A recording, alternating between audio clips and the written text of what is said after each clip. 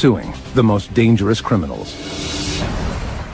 In Anchorage, when a nurse practitioner doesn't show up for work, you start thinking about the horrifying emotional fear and trauma and terror that she went through. The Bureau mobilizes.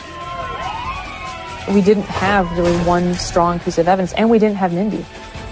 I didn't know what had happened to her, but I didn't think she was coming home. FBI. Criminal pursuit.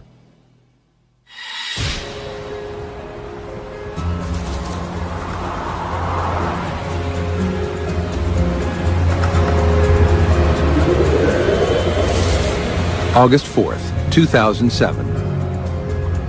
It's around 1:30 a.m. in Alaska. And 52-year-old Mindy Schlo, a psychiatric nurse practitioner, is planning her Saturday. A relative newcomer to Anchorage, Mindy's day includes errands and lunch with a friend.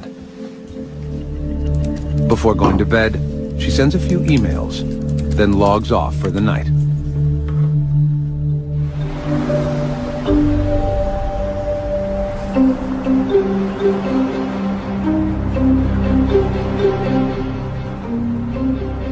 Saturday when I called her, there was no answer. And then on Sunday, her cell phone was full, not taking messages, and that was not like Mindy. Jerry Yett has been best friends with Mindy for 18 years and knows everything about her, including her favorite pastime. Mindy had a Jones for picking blueberries. That's all I can say. It was something she was obsessed with, and that was a very common present you would get from Mindy. Jams or cheesecakes with blueberries in them, bundt cakes with blueberries in them. Jerry often goes to Mindy's house to take care of her cat while Mindy's away. This Monday, something is off. When I got there, the door handle on the door seemed a little loose, but it was locked. There were bills that were half made on the table. There was an empty wine bottle sitting in the kitchen, and it just looked different. And so I called her supervisor and said I hadn't been able to contact Mindy, and she said, well, she didn't show up for work this morning. Okay, thanks.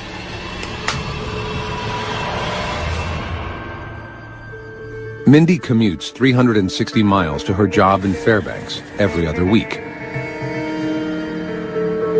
and almost never misses work. Concerned, Mindy's boss calls the Anchorage police to report that she might be missing. Anchorage police? For her to not show up when she had patients scheduled, she would never do that. Police immediately do a routine check of Mindy's house, looking for anything suspicious, but there are no signs of forced entry. Then, Mindy misses work again on Tuesday. Her boss makes another call to Anchorage police. I was on my way home one night, and the sergeant of our unit called and said that we had a suspicious missing person and asked if I could come back in and work on the case. Detective Pam Pernew has worked homicide for the last 5 years and knows something's amiss.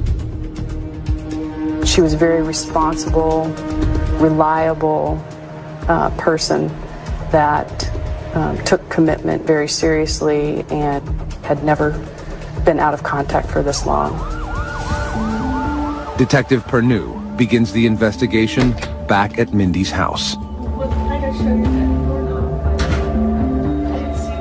Jerry Yett, Mindy's really good friend, showed up, and we talked inside the house for a while, and she told me the things that seemed out of place to her. I came in here that she would never leave her Jerry computer points out. out a few peculiar things.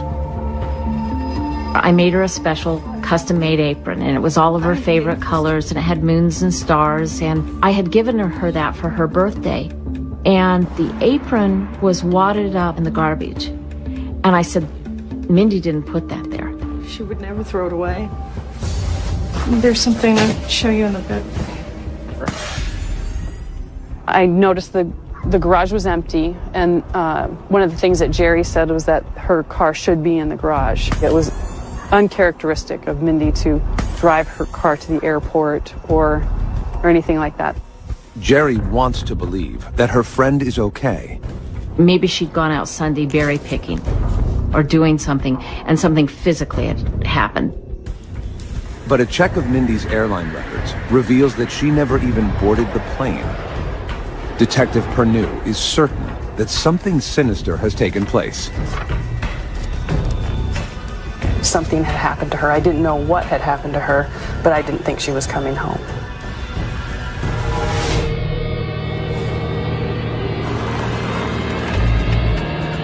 Detective Pernew combs through Mindy's bank records. You just kind of can look at someone's bank information and figure out if things are normal in their life at that point, or if things are unusual and something's wrong. She notices suspicious activity on Mindy's statements. 2 $500 ATM withdrawals from 2 different banks, the day after Mindy disappeared. They said that it was unusual for her to withdraw cash, and the cash withdrawals were in the early morning hours. Detective Pernew reviews surveillance footage from the Wells Fargo and Credit Union 1 banks, taken in the early hours of the morning. What she sees next confirms that it wasn't Mindy taking out the cash. And it was a white male, and he had a bandana pulled up just under his eyes, and he had a hat on, a baseball cap on. It looked like he was trying to disguise who he was. Detective Pernew is now certain Mindy is in danger. She needs help fast, and knows the most relentless investigators of murder and money are the FBI.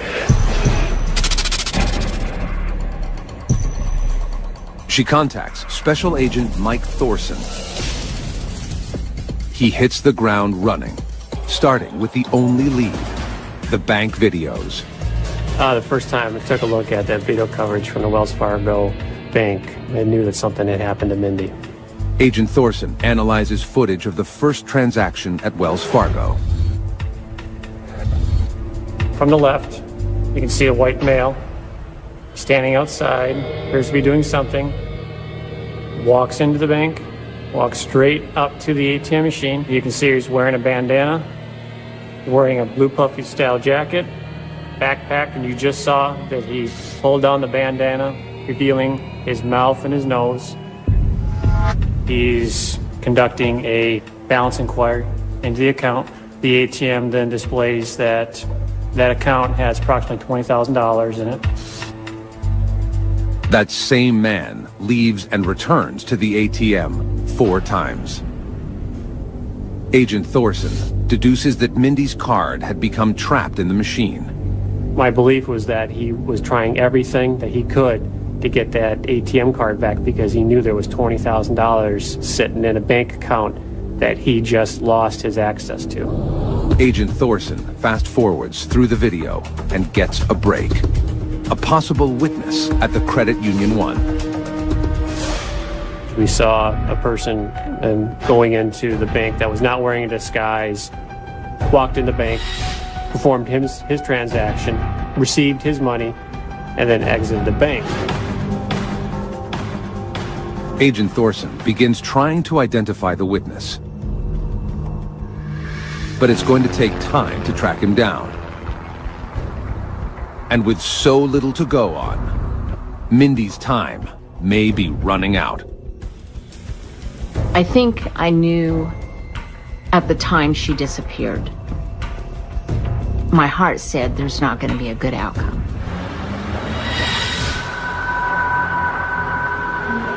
Special Agent Jolene Godin is questioning everyone who has crossed Mindy's path.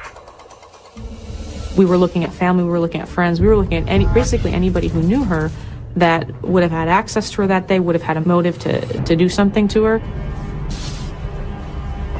Mindy's boyfriend is questioned, but is able to prove he was in another city the night she disappeared. Investigators also learn that Mindy was getting bids from contractors to do work on her home. She had some home repair, remodeling type things that she was in the process of getting started on. One worker was the last person to see Mindy in her home before she disappeared. Another worker turns out to have a criminal record.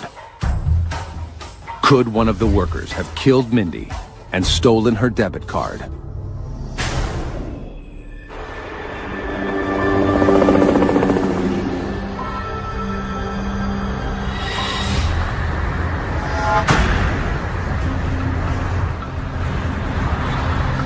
Before long, a friend spots what could be Mindy's red Acura Integra near a cargo facility at Anchorage International Airport.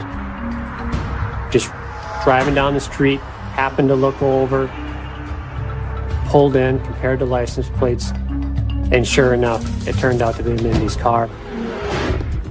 FBI agent Mike Thorson and his team think they're onto something when they find surveillance video of the parking lot. We were able to see Mindy Schlo's red Acura come into view, park in a stall, and see what appears to be a male wearing a backpack exit the vehicle and then walk outside of view of the camera. But they can't identify the man because he's too far away from the surveillance camera. Their frustration grows. When we see the video footage, you have another potential lead that ends up going really nowhere. Without a positive ID, investigators pin their hopes on finding a clue inside Mindy's car. We found inside the car Mindy Schlo's purse, house keys, car keys, a wallet, everything except for her ATM card.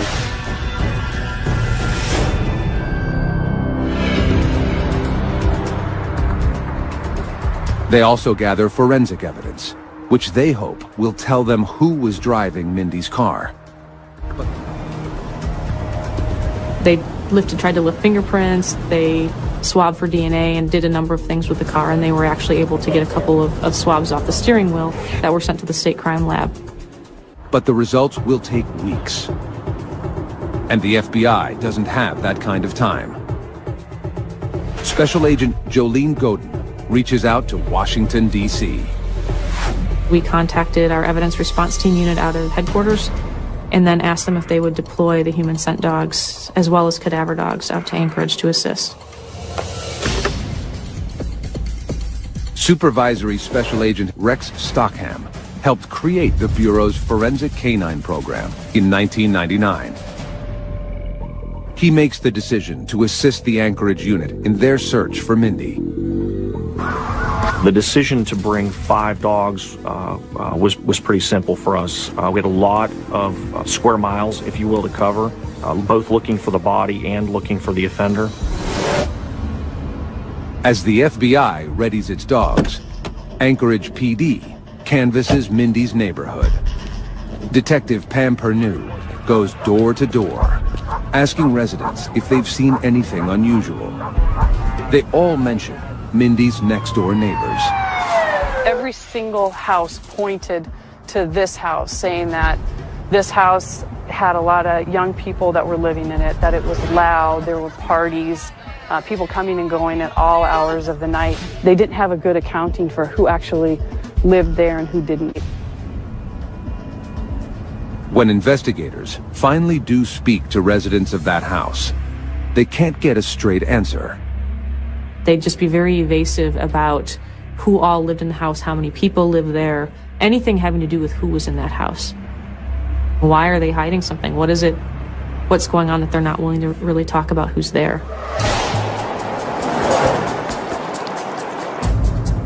Kathy Easley lives next door to the home in question. This is my house. I lived here when all this was going on. But before detectives can speak to her, a neighbor knocks on her door. A guy from next door named Josh came over. I came to the door and sort of had it half open. Hey, I live next door, of course, you know. I've seen you around. I have a question. Has anybody seen come to you looking for me or anything? Nobody's been over. Because if anybody does... He said, hey, you know, I don't want anybody to know that I'm living next door. And I said, why? And he goes, well, I have a warrant out for my arrest.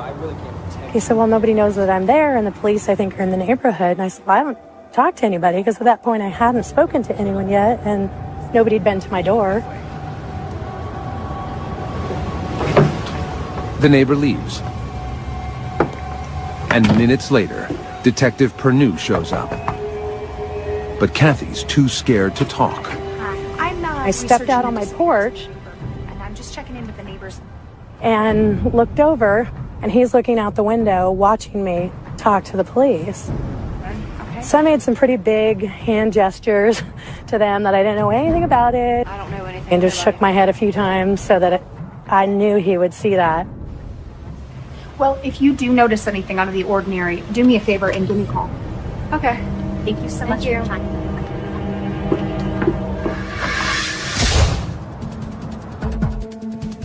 Later, Kathy calls Detective Pernew and leaves a cryptic message. She says she doesn't want to be interviewed at home because she's afraid of her neighbor. Turns out, she has good reason to worry. He's watching her every move. You could hear when somebody walked up on the porch. So I kind of walked through to see who was on the porch. Josh from next door was standing there, and I kind of watched, and he just stood there on my porch for a couple of minutes, and he didn't knock again. He didn't do anything, you know, he just kind of stood there. Detective Pernew assigned surveillance to the house. Eventually, she gets a full name: 27-year-old Joshua Wade. Investigators suspect that if Wade doesn't have anything to do with Mindy's disappearance, he might know who does.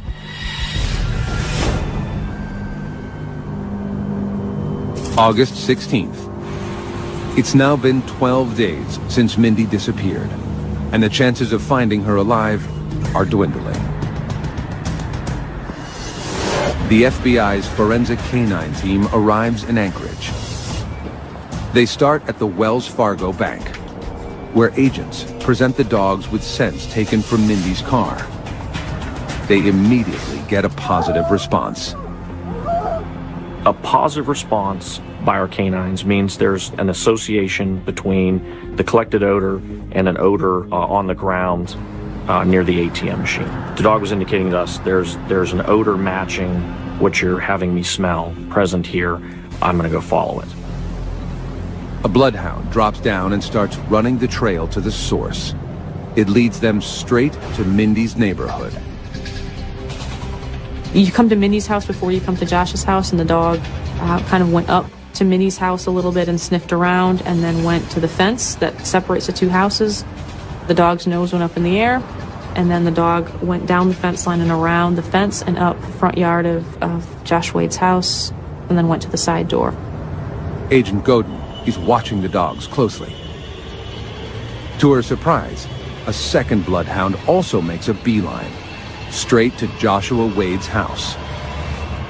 I thought it was going to be helpful, but I had no idea that this was going to happen, and so I was pretty excited. Investigators are now suspicious that Joshua Wade knows what happened to Mindy. And they get even more curious when they look into Wade's past and learn that this isn't his first brush with the law. August 12th, 2007. It's been nearly 2 weeks since anyone has heard from 52-year-old Mindy Schlo, and hopes are dwindling that she's still alive. We knew that something had happened to her. We just didn't know if it was an accident or if somebody had hurt her. Agents refocus their investigation, going back to Mindy's friends and construction workers, people they had previously questioned. None of the leads pan out. We ruled out the roommates.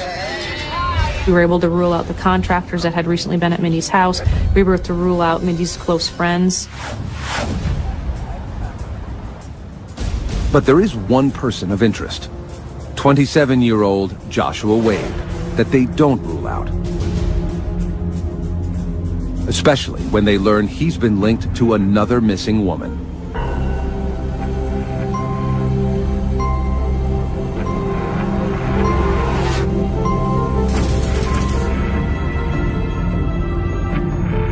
Seven years before Mindy's disappearance, a 33-year-old native Alaskan woman named Della Brown vanishes.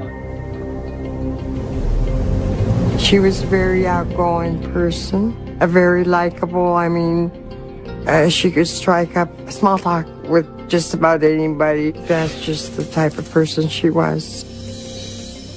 Della was raised by her grandparents. She struggles with drugs and alcohol, but still manages to hold down a job as a bingo hostess. She was just real outgoing. And if you looked at her direction, Can I get you guys anything else? she always smiled back. She had a forever smile. Thanks.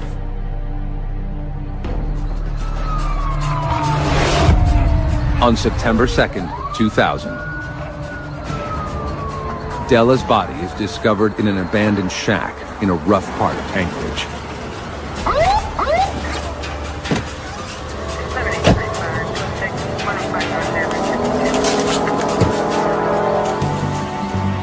The shack is known around town for drug use, gambling, prostitution, and tonight, murder. Somebody could be back there by that shed for quite some time and nobody would ever notice. If you're just passing through the area, you wouldn't even think that anything was going on back there. Officer Tim Landis of Anchorage PD is the lead detective on the case. She was lying on her back, and she'd obviously had a significant amount of trauma about her head and face. Della is beaten so severely that her head is partially caved in, and it appears that she's been raped. It was believed that she had been beaten to death with possibly a rock, and as you can see in the area, there's lots of rocks in the area, and it's quite possible that any of these rocks in the area might have been used. Della's mother, Daisy Piggott, is spared the gruesome details. He was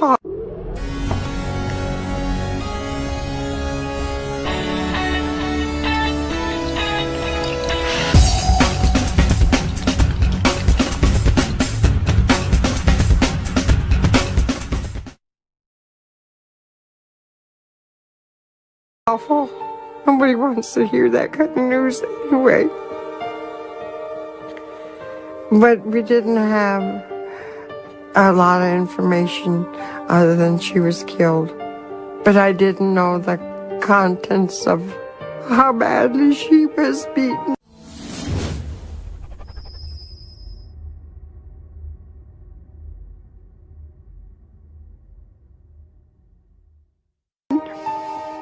And cut, because they kept that from me.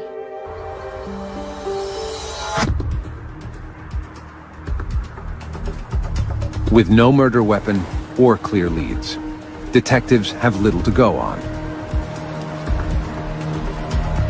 We actually had a spate of homicides that were kind of outdoor deaths. Detective Dave Parker is concerned a serial killer may be on the loose. There were about 5 or 6, and we didn't know if it was a single person doing this or whether it was multiple incidents, and they just happened all at the same time.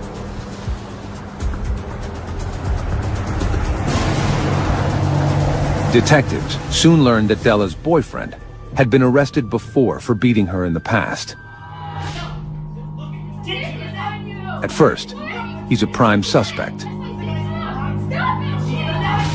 When we initially found her, everyone is a suspect, I guess. But after a while, we determined that he more than likely was not involved. Detectives have little to go on and scramble to keep the case from going cold. It was very frustrating because we were investigating all the leads that we could find, and it just seemed like they led nowhere. Until they get a surprising tip. We received a tip that indicated a person had seen the body prior to it being reported to police, and that this person that had seen the body had been taken there by the subject that had killed Della. A group of informants claim a 20-year-old named Joshua Wade saw Della passed out on the side of the road hours before she was murdered. They say he later killed Della in cold blood, then took them to see the body.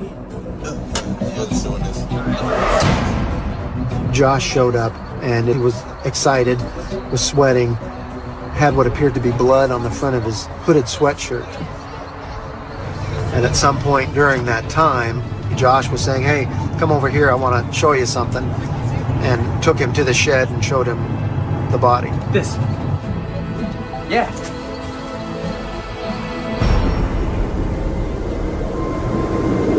On September 30th, nearly a month after Della Brown's body was found, police arrest Wade and charge him with sexual assault, murder, and evidence tampering. At trial, Della's mother sits front and center. Like everyone else, she's confident there will be a conviction. Every time he went to court, I went to court. Even if that hearing lasted for 10 minutes, I still went to court. Wade's attorney argues that Joshua stumbled onto Della's body and was just trying to impress some tough friends by taking credit for the murder. But the unthinkable happens.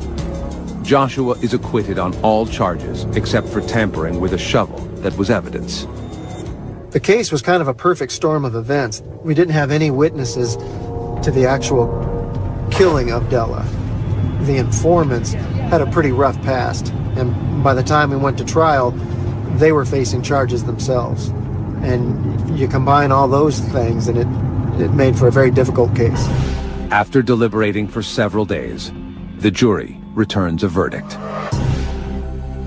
Police and family are convinced Wade has gotten away with murder. Once they read the verdict of not guilty, absolutely felt sick to my stomach. When he was acquitted, it was a real dark day for me. At his hearing, Wade mocks the Anchorage PD. The only person I'm sorry to is her mother. That's it. Wade serves a little more than 3 years and is released on December 12th, 2006. Now, less than a year later, Joshua Wade is being linked to the murder of another woman. Is he the man who used Mindy's card at the ATM? And will the mysterious witness be able to identify him? FBI agents can't help but wonder. He definitely became someone that we had to focus some attention on and we had to look at.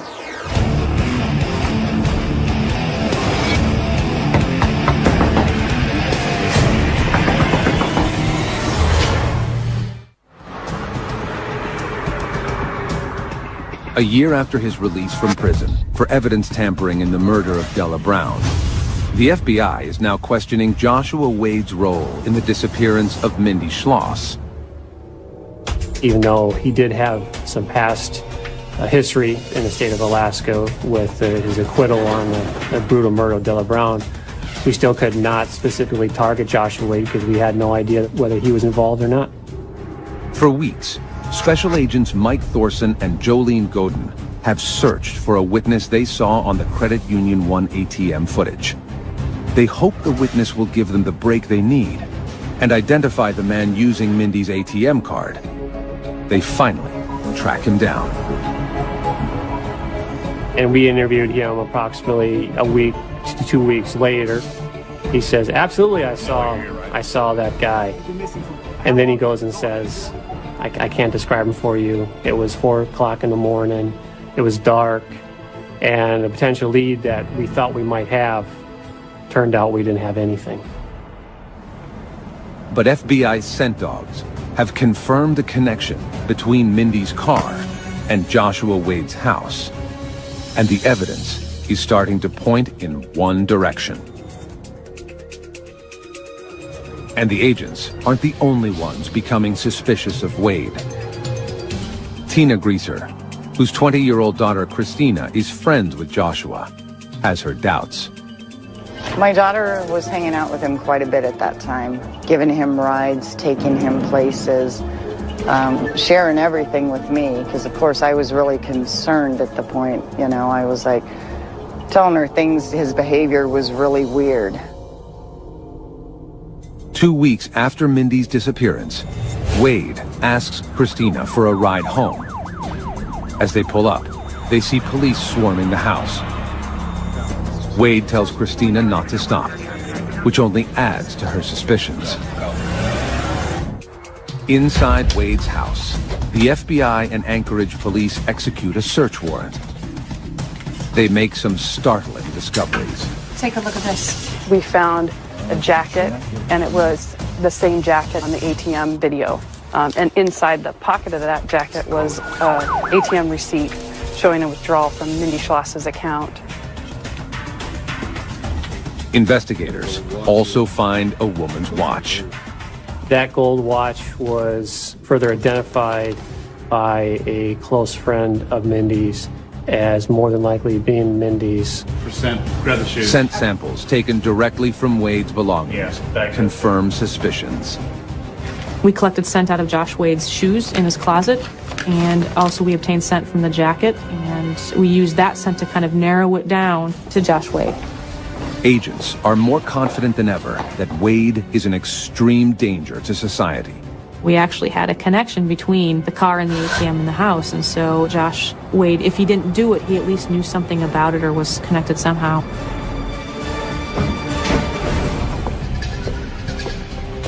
Agents scramble to put Wade behind bars as quickly as possible. With no body, they still don't have enough evidence to bring murder charges against him. But they do have enough to pursue bank fraud and aggravated identity theft charges. Aggravated identity theft had a 2-year mandatory minimum sentence, and what that is, you're using Mindy Schlo's ATM card in a manner that involved violence. 2 years should buy agents enough time to find Mindy, who is now presumed dead, and to build an airtight murder case. But first, they have to locate Joshua Wade. Unfortunately, there's a catch. He's gone into hiding. On August 29, 2007, more than 3 weeks after Mindy vanished, a federal arrest warrant is issued for Wade, and the biggest manhunt in Anchorage history gets underway. Trying to find Joshua Wade turned out to be a difficult task. APD and FBI hit the streets, tried to find him almost on a daily basis, discovered that we were minutes, hours behind where he had just been. Wade's father, Greg, is overwhelmed. I wanted so much to believe I may have been wrong and he may not have committed the first homicide. And then here another woman ends up missing that's had contact with my son. I was just devastated. He makes a public appeal to his son. I love him. I love you, Josh. I want you to turn yourself in.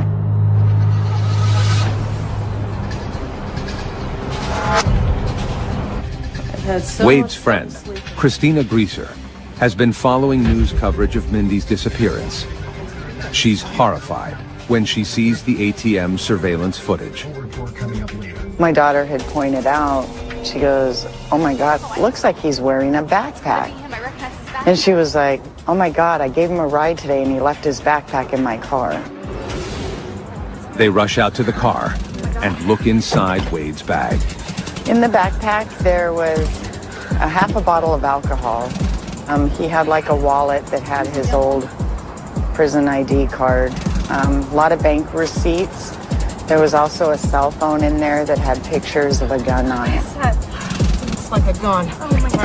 Christina calls the police and tells them everything she knows. To her surprise, Joshua Wade shows up at her East Anchorage apartment within hours. Christina is standing face to face with a suspected killer, and she's terrified. Josh wanted my daughter to give him a ride out to Wasilla.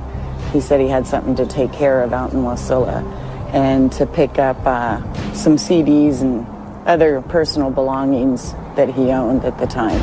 But my daughter refused. Josh, I can't, okay? I need your ride. At that point, she made the excuse to go into the apartment for a cigarette.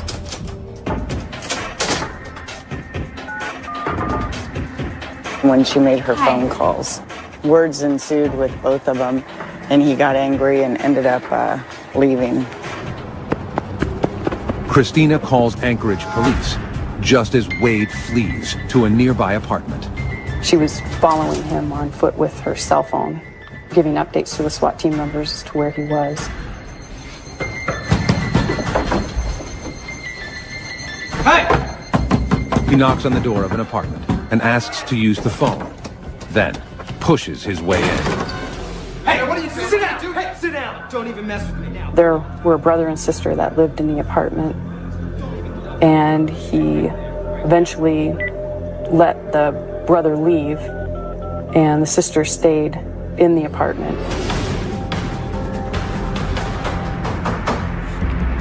When a policeman knocks on the door, Wade tells officers to stand back and that he has a hostage.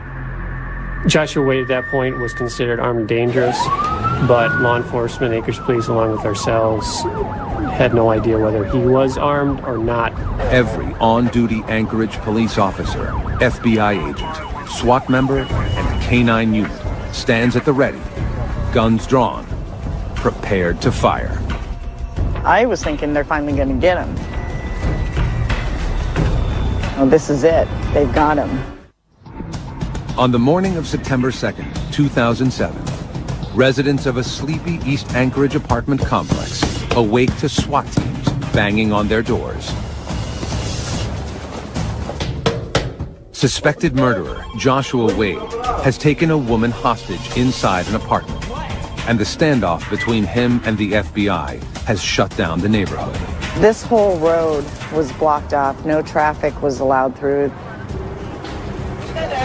Authorities wait anxiously as a negotiator tries to convince Wade to give himself up. Police department, what? Open the door. Well, he's a relief that we found. Now you're waiting until such time that he actually gets in handcuffs and he gets in the car. Your job's still not over. Wade has already gotten away with one murder. Now he has to decide whether to turn himself in and risk being convicted. What do you want? Or risk being shot during a standoff. Yeah? At 11:40 a.m., Wade decides to surrender. No, fine. And let his hostage go. I was relieved, and one of the undercover FBI agents that we had dealt with, he came up towards us and everything and gave us a hug, and I was finally like, we can sleep at night.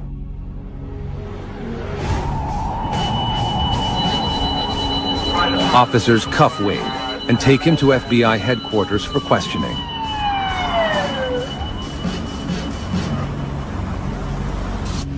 Agent Thorson needs a confession if he has any hope of getting justice for Mindy. But he takes an unusual tact. I explained that we had charged him with bank fraud and explained that bank fraud, he had used the ATM card of another individual without that person's permission. Wade looks at him incredulously. No, you're assuming that. You guys assume this. You guys assume all this? No, we don't assume. We have a little bit more than assume. I mean, we actually talked to Mindy, you know. What'd you just say? They said we talked to Mindy. You guys trying to play games with me, man? I stated we had spoke with Mindy Schlo, which was not true. We had not spoke with her. He almost smiled and smirked. That's when he said, you both with me. Agent Thorson he's certain Wade knows exactly what happened to Mindy. When he smirked and smiled, to me, she was dead. Joshua Wade is transferred to the Anchorage jail. On September 11, 2007, he is indicted on fraud charges. It's now been more than a month since Mindy Schlo disappeared. Without a body, agents can't build a murder case against Joshua Wade. Then, on September 13th, a workman reports a gruesome discovery about an hour north of Anchorage. He got out of his truck, walked back in the woods, saw something that didn't look right to him, walked up and saw that it was what appeared to be a human body. Investigators race to the scene. The body has been burned, but appears to be female. Investigators carefully search the area and find a bullet and a shell casing. Dental analysis soon confirms that the body is, in fact, 52-year-old Mindy Schlo. Once they found her body, you couldn't really put yourself in a denial position anymore. It was really hard because it was a confirmation of everything you knew in your heart. While Mindy's friends grieve, agents begin building an airtight case against Joshua Wade. Now we had new evidence and new leads to follow. It was definitely big for the case to find her body. Scent dogs confirmed that Wade had been at the location where Mindy's body was discovered. Agents also take DNA samples from Mindy and swab the wheel of Mindy's car, which they presume was driven by Wade. Those DNA swabs were then turned in to the State of Alaska Crime Lab, and the crime lab then came back with DNA matching Joshua Wade. The match puts Wade at the scene of the crime, and this time, there's no getting away with it. Wade is indicted on 8 counts, including murder, carjacking, and aggravated identity theft. He vehemently denies it, even to his father. I said, if you did this, I want you to face up to it. I want you to tell the truth. And he sat right there and looked me in the eyes and told me he did not do it. But it's not long before Wade realizes he's backed into a corner. Rather than risk going to trial and losing, he pleads guilty and admits to torturing and killing Mindy Schlo. He tells investigators a chilling story. In the early morning hours of August 4th, Wade broke into Mindy's home with the intent to commit burglary. Once inside, he bound her hands and legs with black zip ties, then gagged her with a rag and wrapped the tape around her head. You start thinking about the horrifying emotional fear and trauma and terror that she went through. I mean, that's heinous. You know, that's not human to do that to somebody else. Then, he forced Mindy to give up her debit card PIN number and shoved her into the back seat of her car. And eventually drove her to Wasilla, approximately 50-some miles, about an hour's drive. Mindy lay helpless in the back seat. Cannot imagine. That whole car ride must have just been terrifying. Wade pulled into an undeveloped subdivision and parked the car in a wooded cul-de-sac. He made her get out of the car, walk down the path.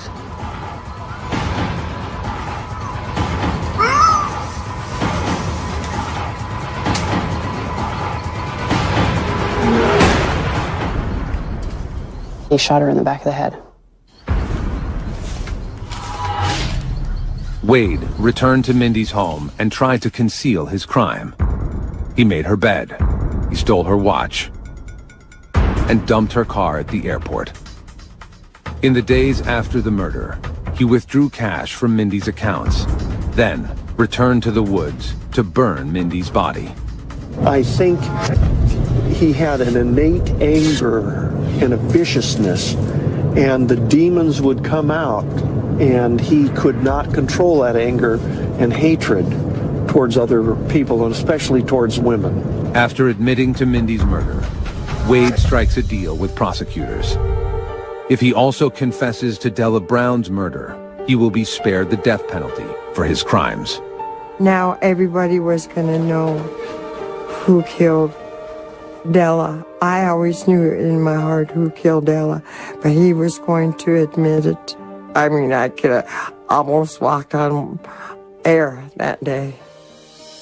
The fact that Wade killed 2 people doesn't necessarily make him a serial killer. Anger, personal gain, control, power. These were all elements of Joshua Wade's motivations and crimes that he committed, in particular the homicides of Della Brown and Mindy Schlo. At his sentencing hearing, Wade reads an 11-minute statement. Friends. I'm kind of glad I got caught. And did you murder Della Brown, Mr. Wade? I am admitting to the murder and the murder alone of Della Brown, Your Honor. Wade is sentenced to 99 years in prison without parole for the murder of Mindy Schlo. You want someone to admit they're wrong, but it didn't bring Mindy back, and it didn't bring Della back. I'll always have that loss. This monster that could just take somebody out in the woods and shoot him in the back of the head resembles nobody that I knew. Nobody. For FBI agents and Anchorage police, there is relief that justice has been served for not just 1, but 2 women. Joshua Wade was definitely a serial killer in the making, in that he had no regard for human life. He admitted to killing 2 women. 2 women that he didn't know. They had never crossed him.